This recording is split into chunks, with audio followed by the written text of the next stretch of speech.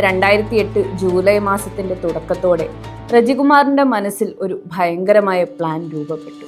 കടബാധ്യതകൾ തീർക്കാനോ അതോ സ്വന്തം വഴിയിലെ തടസ്സങ്ങൾ മാറ്റാനോ? എന്തായിരുന്നു അവന്റെ യഥാർത്ഥ ലക്ഷ്യം?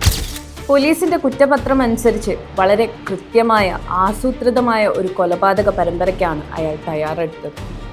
ഒറ്റ ദിവസത്തിലല്ല അയാൾ ആ 5 പേരെയും കൊന്നത്.